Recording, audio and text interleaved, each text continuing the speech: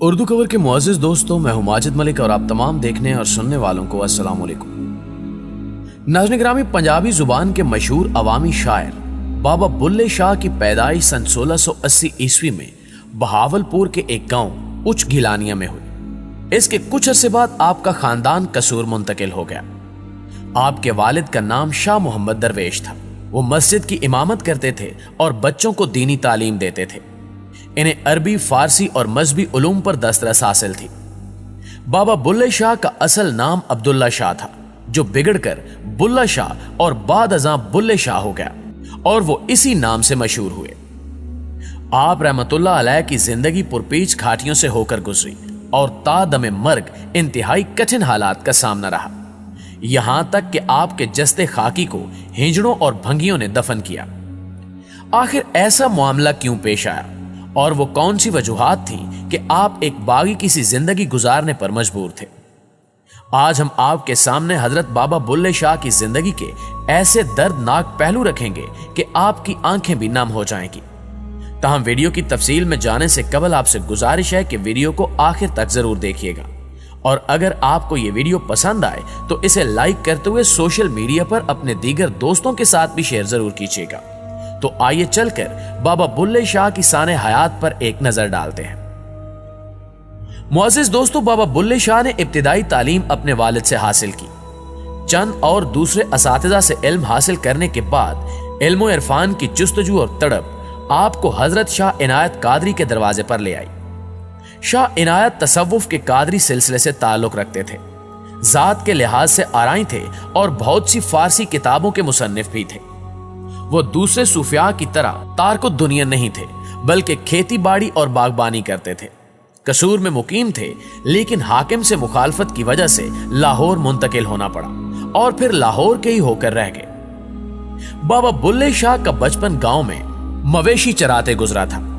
والد امام مسجد تھے اور امام مسجد کی حیثیت اس عہد میں گاؤں کے دوسرے ہنر مندوں، موچیوں، نائیوں اور جولاہوں کے برابر تھی۔ یہی وجہ ہے کہ بابا بلے شاہ کا معاشرے کے پسے ہوئے طبقات کے حوالے سے نہ صرف گہرا مشاہدہ تھا، بلکہ آپ خود ان حالات سے بھی گزرے تھے۔ اسی مشاہدے اور تجربے نے آگے چل کر بے باک شاعرانہ اسلوب کی بنیاد رکھی۔ اگر اس عہد کا جائزہ لیا جائے تو 17ویں اور 18ویں صدی برصغیر کا پرآشوب عہد تھا۔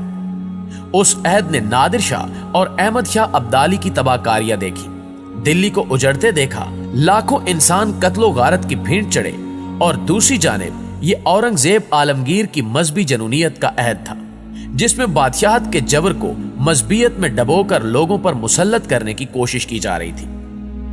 دوستو، عالمگیر کے بارے میں ابن انشا کا مشہور جملہ ہے کہ دین و دنیا دونوں پر نظر رکھتا تھا، نہ اس نے کوئی نماز چھوڑی اور نہ کسی بھائی کو چھوڑا۔ عوام کے ساتھ سلوک میں مذہب کو اہمیت دی جانے لگی اور مذہبی تعصبات کو ابھارنے کی کوشش کی گئی۔ جبر و استبداد اور ظلم و ناانصافی کو نماز، روزے اور ٹوپیاں سینے جیسے علامتی کاموں میں لپیٹ کر رکھ دیا گیا، جس پر اسے اورنگزیب رحمت اللہ علیہ کہا جانے لگا۔ اس عہد میں مذہبی پیشواؤں کو بھی جبر کا موقع میسر آیا، لیکن اس عہد کے بے مثال شعراء میں یہ اعزاز صرف بابا بلے شاہ کے حصے میں آیا۔ آپ جب شاہ عنایت کے مرید ہوئے تو اس پر بھی ان کی برادری اور ملاؤں نے ہنگامہ کھڑا کر دیا، کیونکہ آپ سید تھے، آل نبی اولاد علی سے تعلق رکھتے تھے، لیکن شاہ عنایت ذات کے آرائی تھے جو کمتر اور گھٹیا سمجھی جاتی تھی۔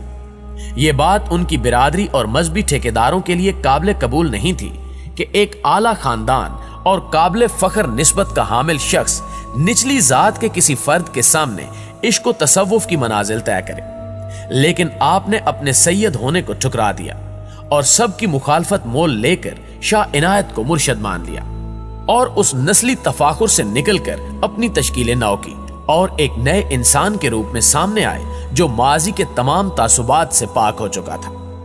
پیارے ساتھیوں، اسی دور میں جب آپ نسلی تفاخر کو خاک میں ملانے کی پاداش میں زیر عتاب تھے، آپ نے گدھے پال لیے، جو اس عہد میں سب سے نچلے طبقے کا کام تھا اور کوئی باعزت شخص یہ کام نہیں کر سکتا تھا۔ لیکن حضرت بابا بلے شاہ اپنے آپ کو اس سماج کے نچلے ترین طبقے میں لے آئے اور اس کا عملی حصہ بن گئے، یہاں تک کہ لوگ آپ کو کھوتیاں والا کہہ کر پکارنے لگے۔ दकियानूसी रसूमो रवाज और रिवायती बंधन आपको कभी भी पसंद न थे। जिंदगी के हर मोड़ पर इनको तोड़कर आपको खुशी मिलती थी। मजहब, रंग, नस्ल और जिन्स की तफरीक आपके नजदीक एक बेमानी चीज थी और ये इंसानी वहदत और इंसानी बिरादरी की हम आंगी के लिए जहर कातिल की हैसियत रखती थी। आपके हवाले से मशहूर है कि आप अक्सर हिजड़ों के साथ घुल मिल जाया करते, उनके साथ नाचना शुरू कर देते, यहां तक कि चौकों और चौराहों में मजमे के सामने भी हिजड़ों के साथ नाचते। उनका खानदान और बिरादरी इस बात से नाला रहते कि बुल्ला हर कदम पर उनकी बेइज्जती का बायस बन रहा है। शाह इनायत का मुरीद होने के बाद गधे पालना और अब हिजड़ों के साथ नाच गाना आपके लिए मुश्किलात में इजाफा कर रहा था, लेकिन आप अपनी सरमस्ती और धुन में चलते चले जा रहे थे। एक मर्तबा आप रहमतुल्लाह अलैह हुजरे में बैठे थे। रमजान का महीना था। आपके कुछ मुरीद हुजरे के बाहर बैठे गाजरें खा रहे थे। करीब से चंद रोजादार मुसलमान गुजरे तो उन्हें रमजान में इस तरह रोजा खोरी पर शदीद गुस्सा आया। बोले, शर्म नहीं आती, रमजान के महीने में चल रहे हो।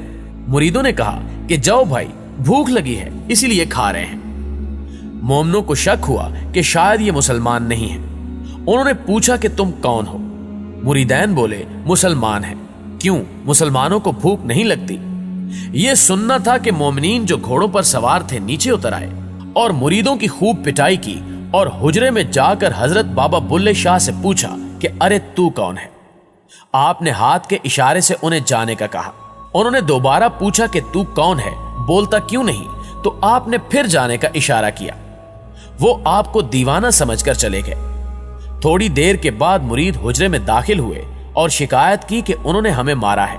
आपने कहा कि तुम लोगों ने जरूर कोई कसूर किया होगा। मुरीद बोले, नहीं हुजूर, हमने कुछ नहीं किया। आप फिर बोले, उन्होंने तुमसे क्या पूछा था? मुरीदैन ने बताया था कि उन्होंने पूछा था कि तुम कौन हो, तो हमने कहा कि मुसलमान हैं। इस पर हजरत बाबा बुल्ले शाह ने कहा, कुछ बने हो तो मार खाई है ना, कुछ बने हो तो मार खाई है ना। हम कुछ नहीं बने, इसलिए हमें किसी ने कुछ नहीं कहा। दोस्तों, बाबा बुल्ले शाह कौन है? इस बारे में आपने खुद शेरी पैराए में यूं इजहार ख्याल किया कि बुल्ला की जाने मैं कौन, ना मैं मोमिन विच मसीता, ना मैं विच कुफर दियां रीता, ना मैं पाका विच पलीता, ना मैं मूसा ना फिरौन, बुलिया की जाना मैं कौन। बुल्ले शाह ने शायरी के ज़मन में एक ज़ख़ीम विरसा छोड़ा है। पंजाबी की तमाम अहम असनाफ काफी, से हरफी, गंढा, उठवारे, दौड़े और बारहमाए उनके कलाम में शामिल हैं। बुल्ले शाह अपने अहद के समाजी और मजहबी जबर के खिलाफ एक इंतहाई तवाना आवाज थे, जो अपने अहद के तकाजों से हम आहंग होकर जदोजहद करते रहे। आपकी आला इंसानी अक़दार और फिक्र अमल के बायस हिंदू, मुसलमान, सिख और मुख्तलिफ अकीदों से ताल्लुक रखने वाले लोग आपसे यकसा मोहब्बत रखते हैं। बुल्ले शाह की मौत के वक्त 1757 में उनके इनकिलाबी फिक्र अमल के बायस मुलाओं ने उन्हें बिरादरी के कब्रिस्तान में दफन करने की इजाजत नहीं दी। उन पर कुफर का फतवा लगाकर उनकी नमाज जनाजा पढ़ने से भी इनकार कर दिया था कि जो इनका जनाजा पढ़ाएगा उसका निकाह खत्म हो जाएगा। लोगों ने एहतजाज किया कि बुल्ले शाह का जनाजा नहीं पढ़ाया जाएगा। मुख्तसर ये कि एक ख्वाजा सराह ने आप रहमतुल्लाह अलैह का जनाजा पढ़ाया और हिजड़ों और भंगियों ने आपको दफन किया। वैसे भी हजरत बाबा बुल्ले शाह को इन मदारियों की बेहुदा रसूमात की जरूरत कहां थी। वो तो आज भी अपने करोड़ों अकीदतमंदों और मदाहों के दिलों में जिंदा हैं। वो खुद फरमाते थे कि बुल्ले शाह असा मरना ना ही गोर पया कोई होर, और आज उनकी कही हुई एक एक बात सच साबित हो रही है।